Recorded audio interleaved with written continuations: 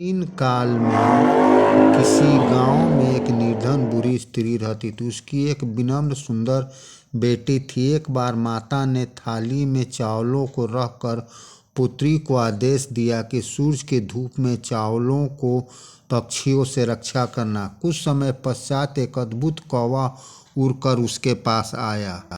उसने इस प्रकार के सोने के पंखों वाला तथा चांदी के चोंच वाला सोने का कौवा पहले कभी नहीं देखा।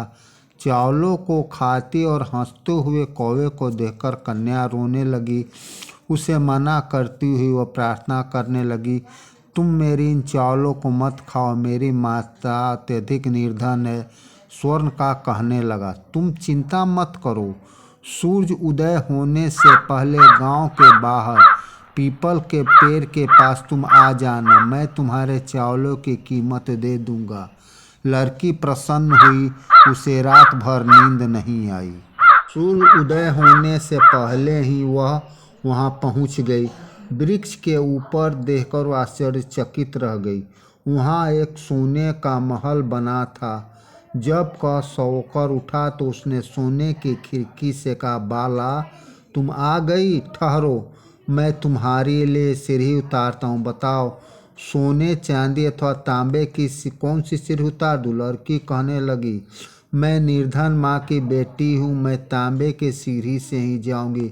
परंतु वह कौवा के सोने के सीढ़ी से महल में पहुंची। लड़की बहुत समय तक उस महल के विचित्र वस्तुओं को सजी हुई देख कर आश्चर्य में पड़ गई। उसने थकी हुई देखकर कौवा कहने लगा, पहले तुम कलेवा कर लो, बोलो सोने की थाली में, चांदी की थाली में अथवा पीतल की थाली में भोजन। लड़की कहने लगी, मैं तांबे की थाली में भोजन करूंगी। लड़की का आश्चर्यचकित रह कौवे गई ने जब अपने कौवे ने सोने के की महल की थाली में खिड़की भोजन से परोसा। अपना सिर बाहर लड़की ने आज निकाला तक ऐसा और कहा, स्वादिष्ट भोजन नहीं खाया जरा था। ठहरो, कौवा मैं कहने नीचे लगा, हे सीढ़ी बाला, लटकाए मैं देता हूँ, चाहता कि तुम तुम्हें उस सदा पर ही रहो, चढ़कर ऊपर आना परंतु होगा। तुम्हारी माता के बताओ, लिए तुम्हें तुम सोने की जल्दी सीढ़ी जाओ। चाहिए, यह चांदी की या कहकर तांबे की? कौवा 3 संदूक लड़की ने निकाल कर तुरंत ही लाया। कहा, कहने लगा, तांबे बालिका की इसमें सीढ़ी पर से चढ़ने से एक तो मेरे संदूक हाथ इच्छा के छिल अनुसार ले जाएंगे। लो। मुझे तो लड़की ने सोने की सबसे सीढ़ी चाहिए। छोटी संदूक लेकिन लेकर लड़की को कहने यह लगी, मेरे देखकर आश्चर्य चावलों की हुआ यही मूल्य कि है। कौवे ने घर उसके लिए जाकर उसने तांबे की पेटी सीढ़ी खोला लटकाई। तो उसमें अमूल्य उसी हीरा सीढ़ी पर देखकर प्रसन्न हो गई तथा वह लड़की उस दिन कौवे से के वह सोने अमीर के हो महल में गई। पहुंच गई। उसी गांव उसके में वहां एक पहुंचते अनलोभी ही बुढ़िया कौवे ने रहती पूछा, तो अभी तुम्हें भूख लगी होगी, बेटी के पहले साथ थोड़ा रहती थी। नाश्ता ईर्ष्या कर लो। के कारण वह बताओ, स्वर्ण तुम का सोने की रहस्य थाली जान में गई। भोजन करोगी, सूरज की चांदी धूप की थाली में वाले या चावलों तांबे को की थाली बिखेर में? कर उसने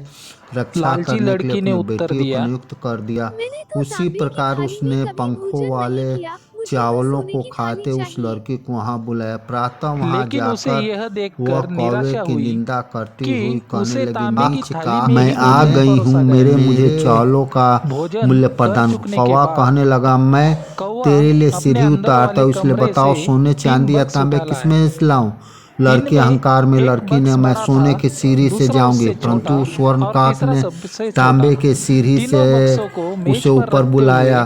कौवा उसके बोला, बाद लड़की इनमें से एक लौटने बक्स चुन समय लो, स्वर्णकाक घर ने जाकर कमरे तुम इसे के अपनी माँ को से दे 3 देना। बक्से लाए।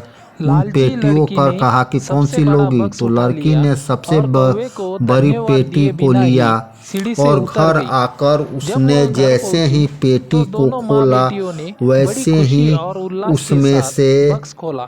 बहुत लेकिन यह सारे क्या, सर्प उसके निकले। भीतर एक सर्प बहुत बड़ा निकलता और देखकर काला सांप लड़की निकला। को लोभ का फल मिल गया लालची लड़की को और वह उसके कभी लालच का नहीं फल मिल लालच गया। करने के इसके लिए बाद फिर आकृष्ट हो उसने गई। कभी थैंक यू। लालच नहीं किया।